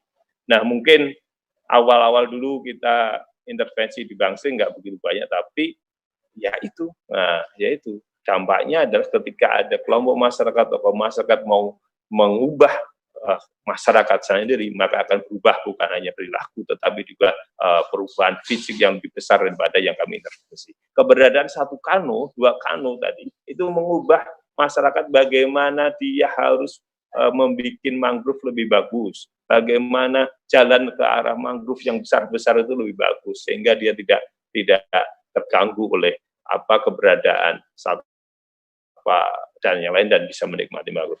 Termasuk bikin mangrove track yang tadi, walaupun kita panjangnya yang kita bisa bikin hanya 400 meter gitu dengan cat yang dari warna-warni, tetapi dampaknya besar. Masyarakat bisa foto. Nah, untuk foto dan ditampilkan ke medsos tadi, tentu saja butuh kawasan mangrove yang bersih. Bukan hanya bangunan yang bagus, tapi kawasan yang mangrove yang bersih. Kawasan mangrove yang bersih bukan kami yang melakukan, tetapi pasti masyarakat. Nah, itulah tuntutan perubahan perilaku, Pak, seperti yang saya sampaikan. Jadi, keberadaan fisik tadi, dan yang pertama kali ada perencanaan oleh desa tadi, itu akan mengubah persepsi masyarakat dan mengubah perilaku masyarakat, pengelolanya sendiri, untuk lebih memperbaiki diri. Nah, terkait sinkronisasi dan pelibatan yang lain. Jadi gini, Bapak-Ibu, perguruan tinggi silahkan masuk. Jadi ada beberapa lokasi yang kami kembangkan dan perguruan tinggi silahkan masuk ke sana. Tetapi memang harus kami sampaikan, kami tidak memberi bantuan uang ke perguruan tinggi. Perguruan tinggi silahkan kita kolaborasi seperti apa. Program dari kami perguruan tinggi sebagai pendamping sih oke gitu ya. Tetapi uang tidak ke perguruan tinggi terus terang. Tapi kita kolaborasikan bahwa karena bantuan kita langsung ke kelompok masyarakat, sehingga perguruan tinggi bisa ikut pendampingan dengan yang kami lakukan. Apakah yang dilakukan masyarakat, terutama paling dasar seperti bikin sanitasi lingkungan, bagaimana menanam mangrove, bagaimana melihara tanaman pantai, bagaimana rehabilitasi karangnya, bagaimana mencegah abrasi, itu perlu peran-peran perguruan tinggi, termasuk seperti yang disampaikan Pak Sabton tadi, bagaimana mengelola keuangan yang dia didapat. Gitu. Nah, pendampingan itu kami sudah berapa lokasi kita kerjasama dengan perguruan tinggi, yaitu teman-teman ikut KKN di situ, sehingga pendampingan proses ada di sana. Saya ingat betul ada di Kulon Progo di Wanatirta itu. Jadi ada berapa mahasiswa datang bahkan kerja praktek di sana sampai 3 bulan, 6 bulan untuk belajar tentang mangrove, bagaimana mengelola mangrove, bagaimana menanam mangrove, bagaimana masyarakat terlibat dalam pengolahan mangrove, dan bagaimana itu menjadi kawasan yang dilindungi oleh Perdes tadi, seperti yang disediakan Pak Arief. Di Wanatirta Kulon Progo itu ada seperti itu. Jadi itulah yang bisa dilakukan teman-teman perguruan tinggi. Kalau kemudian teman-teman mau melakukan penelitian dan lainnya pakai sarana yang kami kembangkan, lokasi yang kembangkan, saya welcome, silahkan datang ke kami. Nah, dengan Kemendes kami sudah komunikasi bagaimana mengembangkan desa ini, dan kami minta dukungan dari Kemendes terus terang untuk saling kolaborasi, sehingga ada tadi ketika itu masuk Perdes atau RPJMdes itu ada dana desa yang bisa disalurkan, karena pada beberapa lokasi yang dikembangkan sebagai Dewi Bahari tadi, itu ada lokasi-lokasi yang ternyata secara ekonomi berhasil. Walaupun tidak semua masyarakat desa terlibat, tetapi kelompok masyarakat itu ada yang tercerahkan dari segi bagaimana memelihara lingkungan, dan dari yang paling urgent sekarang di masyarakat desa ada bagaimana meningkatkan pendapatan dari alternatif lain di luar sebagai nelayan dan pembudidaya ikan. Nah, dengan Kemenpar kita menyusun pedoman Dewi Bahari itu adalah bersama-sama teman-teman kita mengundang Kemenpar, Kemendes dan lain-lainnya, sehingga semua akan terlibat, Jadi ada beberapa masukan yang kurang pas kita paskan gitu. Jadi, nah kami bahkan diminta pimpinan untuk mendukung 10 destinasi prioritas wisata, terutama super prioritas, sehingga ada beberapa lokasi, umpamanya di Mandalika nanti, sekitar Mandalika, Lombok Barat, itu kita kembangkan, sehingga kalau masyarakat tidak bisa intinya masyarakat harus tidak ketinggalan dengan pembangunan super prioritas nasional untuk pengembangan wisata, sehingga desanya pun harus dikembangkan mau tidak mau ketika itu bagus orang bisa mampir ke sana untuk menikmati yang dia kerjakan, sehingga ada pendapatan lain ke situ. Jadi itu salah satu kerjasama kolaborasi kami dengan teman-teman pariwisata, dan lokasi-lokasi yang di sekitar, terutama prioritas nasional pariwisata nasional tadi, itu adalah lokasi yang disampaikan dari teman-teman Kementerian Pariwisata.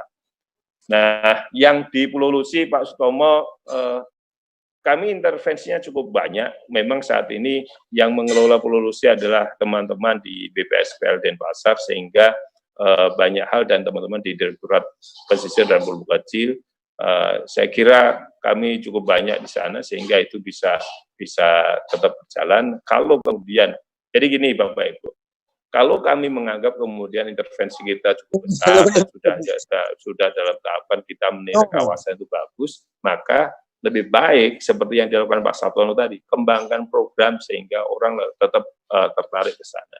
Apalagi Pak Sutomo tadi bercerita pendapatannya bisa sampai 480 juta gitu ya, itu cukup besar, sehingga kalau dari pendapatan kelompok tadi sebagian besar atau sebagiannya harusnya dikembangkan untuk memperbaiki sarana prasarana, atraksi yang dikembangkan, bukan hanya sebagai bukan jadikan kas kelompok saja, tetapi itu untuk menunjang hal-hal baru seperti yang ada di Bangsering tadi, kan gitu. Harusnya kalau saran saya seperti itu, sehingga masyarakat tetap akan tertarik ke Pulau Lusi di Sidoarjo. Kolaborasi ke Mendes sudah, saya kira itu. Jadi prinsip kami akan tetap maju dengan Dewi Basri hari ini, karena beberapa hal yang kita lakukan ternyata memberi dampak yang sangat penting. Memang kelihatannya 1, 2 tahun, 3 tahun setelah kayak di Celungkup tadi baru kelihatan setelah ada 3 tahun berturut kami intervensi, baru berubahnya pada tahun kelima seperti yang ceritakan Pak Sabtono. Di Bangsering itu kita intervensi awal-awal 2000 gitu ya, berhasilnya 10 tahun kemudian. Tapi ya itulah tugas kami di pemerintah untuk melakukan itu. Makanya program Dewi Bahari ini kita rancang sekarang ini, mulai tahun 2020 ini, dalam konteks 5 tahun, sehingga akan kelihatan apakah desa tadi bergerak apa tidak. Jadi champion-champion bisa kita ciptakan pada level desa. Saya kira itu, Tak. Terima kasih. Ya, terima kasih Pak Oda. Mudah-mudahan jawabannya bisa memuaskan yang bertanya atau yang meminta tanggapan. Untuk selanjutnya ke Pak Ansar, karena ini Mbak Indar rupanya sudah live dari meeting ini. Beliau mengalami kesulitan sinyal, tapi tadi sudah mengatakan kepada kami bahwa pertanyaan-pertanyaan yang dikirimkan lewat web chat akan dijawab secara email, atau nanti bisa hubungi panitia, terutama untuk Pak Agus Widayanto dan Pak Agus Wiono yang ada yang tadi bertanya kepada Mbak Indar. Tadi untuk Pak Sabtoyo saya belum sempat ini tadi Pak menganu pertanyaannya. Tadi ada pertanyaan dari Pak Agus Widayanto untuk Pak Sabtoyo. Apakah beliau bertanya apakah di akibat COVID ini mengalami kendala tidak di Sendang Biru, Pak? Kalaupun iya, kemudian bagaimana caranya Bapak supaya tetap mempromosikan kegiatan di Sendang Biru? Sebelum ke Pak Sabtoyo, mungkin Pak Ansar ingin menjawab yang terkait dengan Pak Ansar tadi, Pak.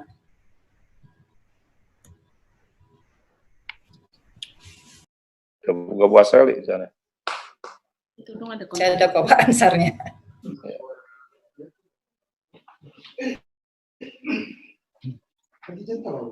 Pak Ansar, bisa?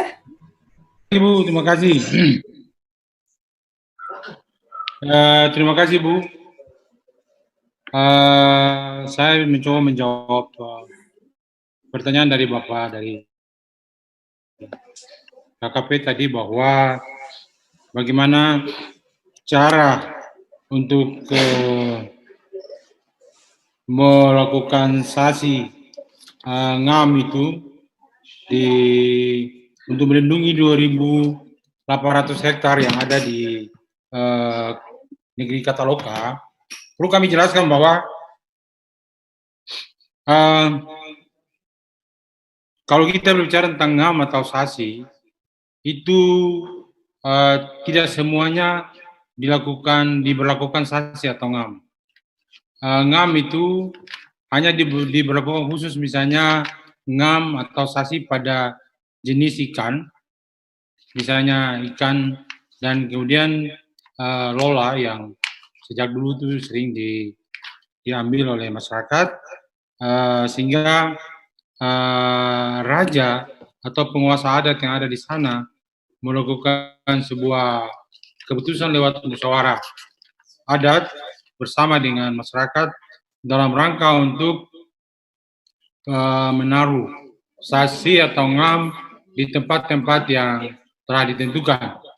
Jadi secara umumnya tidak semua wilayah, luas wilayah dilakukan ngam, hanya wilayah-wilayah tertentu yang terlihat potensinya cukup besar yang ada di wilayah kami di negeri Kataloka.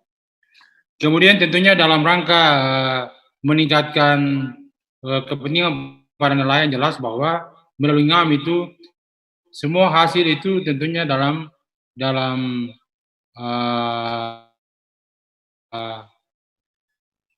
hasil yang daripada ngam itu tentunya dalam sangat banyak yang akan diambil oleh masyarakat. Kalau tidak melakukan sasi atau ngam, maka tentunya nelayan itu akan sulit, hanya sebagian kecil saja yang bisa memperoleh hasil, tetapi secara umum para nelayan tidak dapat menikmati hasil yang ada di wilayah itu. Jadi pada prinsipnya dengan tujuan dilakukan sasi atau ngam itu dalam rangka untuk memperbanyak sumber-sumber potensi ikan maupun lola dan lain sebagainya yang dibuat untuk kepentingan masyarakat. Itu yang dua hal yang kami lakukan di negeri Kataloka, dan prosesi ngam ini juga tentunya dalam keterlibatan dengan persoalan adat. Jadi dilakukan acara-acara yang sifatnya secara sakral untuk buka tutup tentang ngam ini dilakukan secara terus-menerus oleh raja dan masyarakat adat yang ada di sana, dengan tujuan agar melalui upacara-upacara adat itu dalam rangka meningkatkan potensi sumber daya alam yang ada di sana. Saya rasa untuk sementara yang bisa kami jawab. Terima kasih. Terima kasih Pak Ansar. Mudah-mudahan Pak Agus Widayanto yang tadi bertanya sudah cukup puas dengan jawaban Pak Ansar ini. Berikutnya Pak Sabtoyo, tadi ada pertanyaan juga Pak, bagaimana cara Bapak untuk tetap mempromosikan wisata di tengah pandemik ini? Ya, terima kasih. Kalau bicara promosi, kami tetap promosi, jadi melalui online maupun berjejaring dengan kawan-kawan pegiat, karena kami ada beberapa forum yang kami ikuti sebagai jaringan. Tetap kami terus promosi, tapi kami masih tetap tutup saat ini mengikuti anjuran pemerintah, dan kami bisa komunikasikan tamu-tamu kami yang sudah reservasi, banyak juga yang mereka masih belum mau dikembalikan DP-nya, jadi sehingga tetap menunggu sampai pada kami diizinkan untuk buka kunjungan, dan kami mempersiapkan, ini lagi sedang siap-siap untuk menyiapkan kalau sewaktu-waktu nanti destinasi dibuka, kami harus sarana prasarana sesuai dengan standar protokol COVID itu mulai kami siapkan. Kami juga mempersiapkan sarana prasarana, terus kemudian juga waktu kosong ini bisa kami manfaatkan untuk tetap kami merehabilitasi. Alhamdulillah dalam masa libur ini kami berhasil menanam 3.000 cemara yang kami tanam masa-masa COVID ini. Ya, saya rasa itu, dan kami memang menyikapi masa COVID ini, walaupun kami tidak menerima tamu, kami komitmen dari awal memang tidak merubah mata pencaharian utama masyarakat, sehingga yang nelayan kembali ke nelayan, kemudian yang petani kembali ke petani, kami tetap merawat kawasan dengan jadwal piket, dan kami memberikan subsidi bagi teman-teman yang terjadwal piket itu pendapatan separuh dari pendapatan normal. Yang sumber dananya merupakan dana saving dari lembaga untuk dana kedaruratan. Saya rasa itu yang kami lakukan di COVID ini. Tetap kami membangun komunikasi karena kami membagi call center kami ke tamu-tamu kami, jadi kami tetap bisa berkomunikasi by phone maupun SMS. Dan kami terima kasih atas semua dukungan dari KP sehingga mendukung program kami yang seling libur. Ya, Pak. Terima kasih kembali, Pak. Jadi tetap kreatif, Pak, walaupun ada pandemi, Pak, ya. Kita produktif. Jadi penanaman masa pandemi 3.000, kami tetap merawat kawasan ya dengan sistem itu.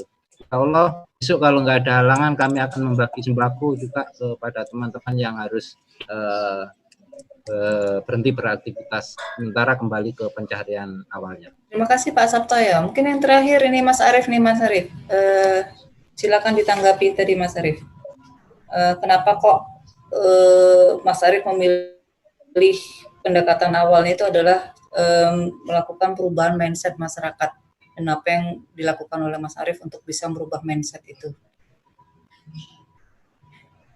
Mas Arief menghilang lagi kah?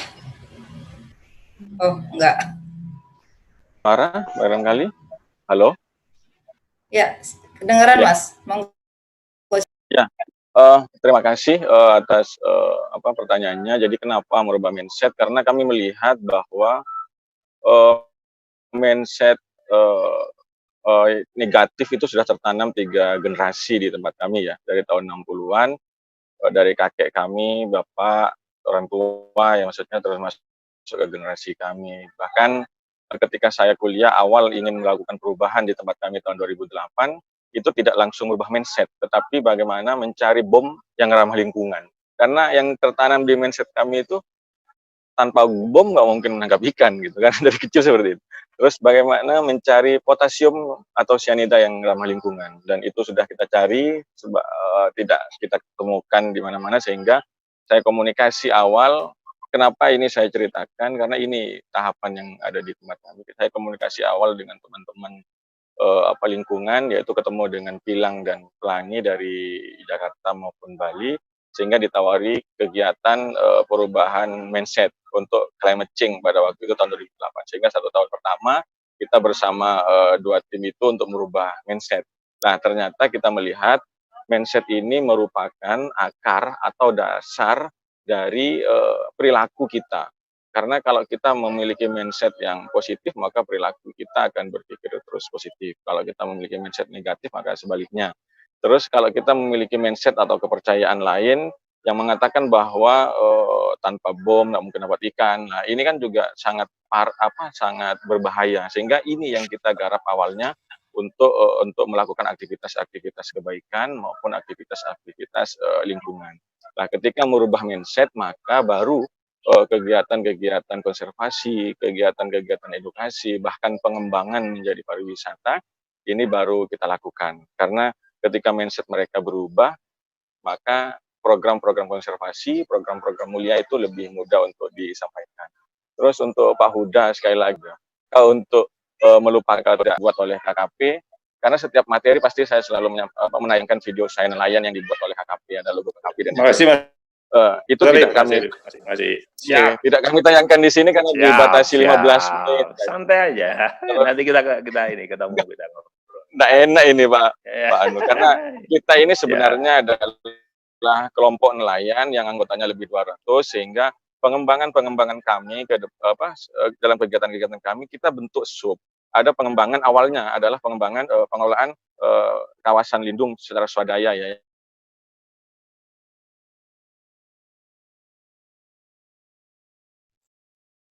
Kemudian ada sub air minum. Kami dibantu juga pengolahan air bersih dari KKP tahun 2012.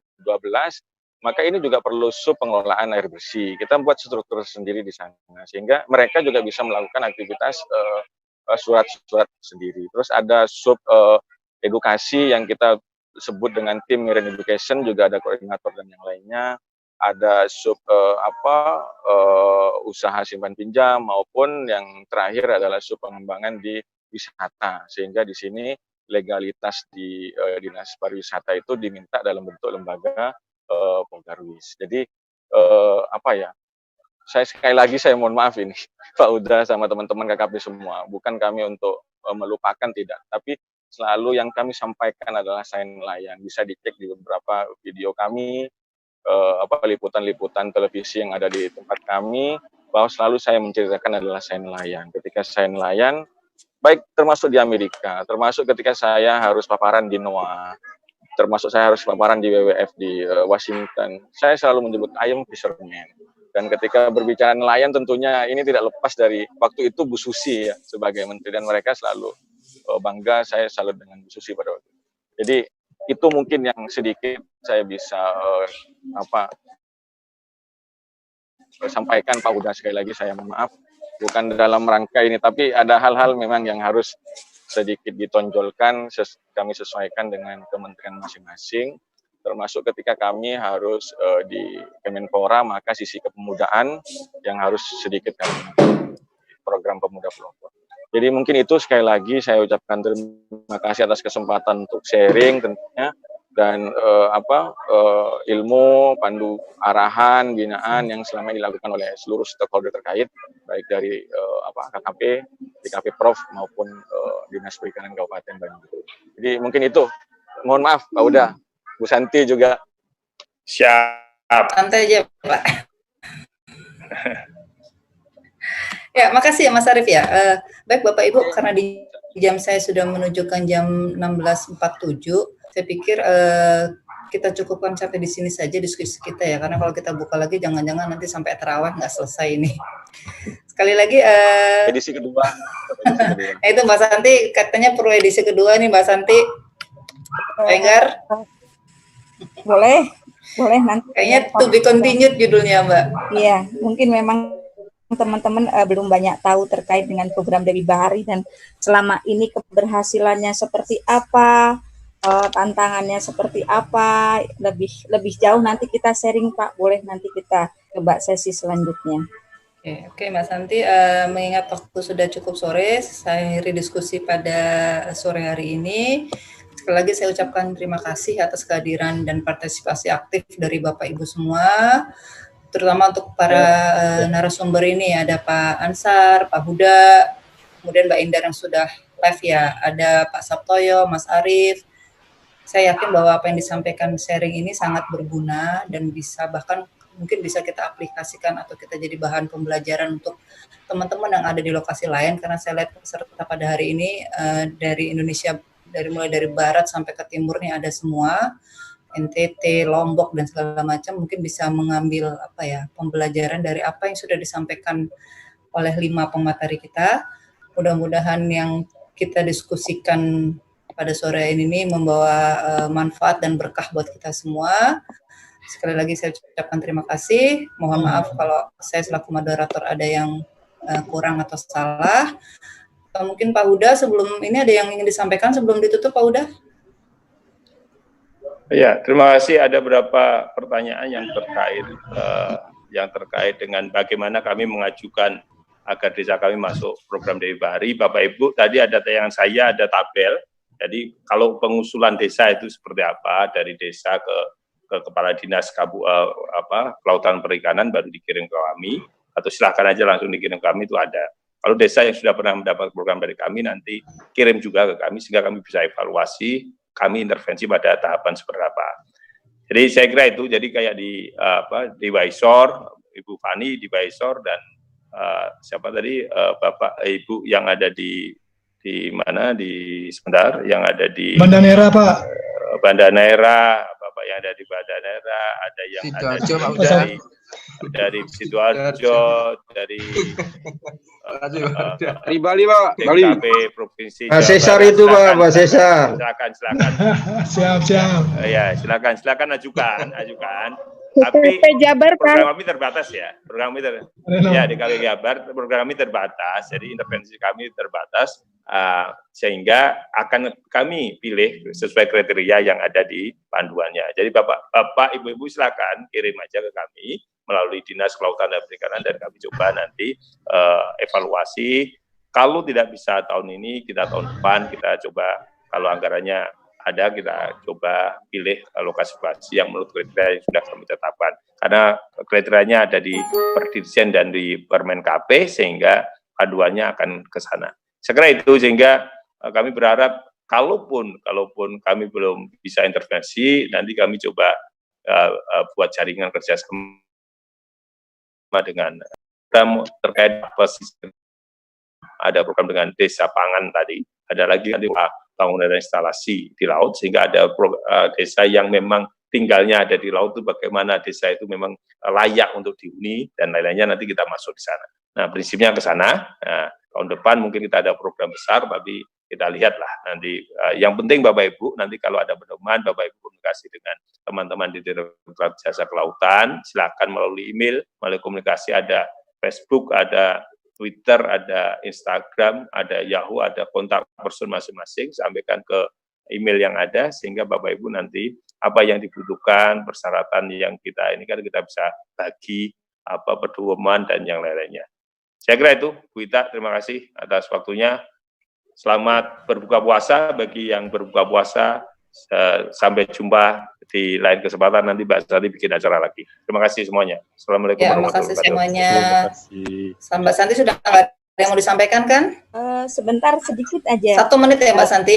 Ya, teman-teman semua khususnya untuk pengelola wisata bahari yang punya potensi, saya nulis sedikit di chat, minta kiranya memberikan gambaran ke kami email terkait dengan di email ya Pak ya, potensi wisata di desa masing-masing ataupun yang sudah dikelola serta profil pengelola